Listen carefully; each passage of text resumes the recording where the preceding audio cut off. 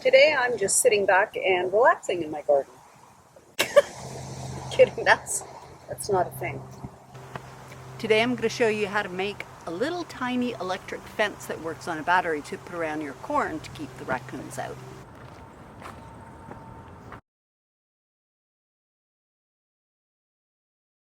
Step 1, hammer your grounding rod into the ground as far as you can. I'm using a massive galvanized pipe, but you don't need to use that. Just use any small grounding rod that you can get your hands on. If it's made of galvanized metal, that is ideal. Step 2, go around the area that you want to protect with stakes. You're going to put them probably around every 3 feet, and the stakes need to be plastic or fiberglass. They can't be metal.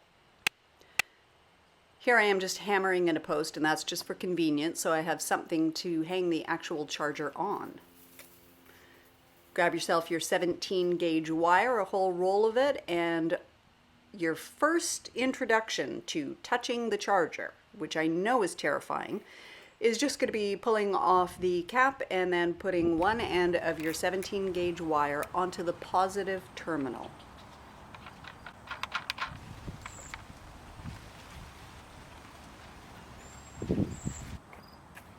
Good job, look at you, I knew you could do it. Okay, step 3 is taking just a short length of the wire and running it from the grounding terminal on the charger to your grounding rod. There's actual clamps that you can get to clamp the wire to the grounding rod, but as long as you tightly attach it, then you're going to be okay. You don't need to buy one of those extra clamps for clamping your wire to the grounding rod.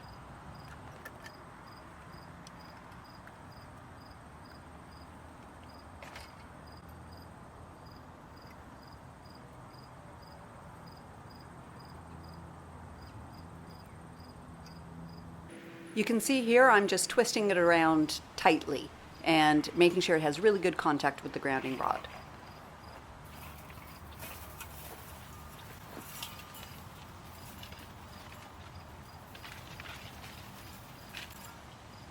Step 4, take the wire that you've already attached to the charger and just start wrapping it around the perimeter. You want it to start low and then go up high. You want to maintain a height of around 3 inches or so along the bottom, and that's going to help get rid of rabbits and shorter animals. The higher up you go, we'll get larger animals like a raccoon, for instance.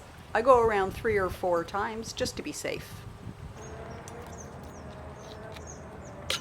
Once you're at the end and you're done with the wire, you can just twist it tightly onto itself.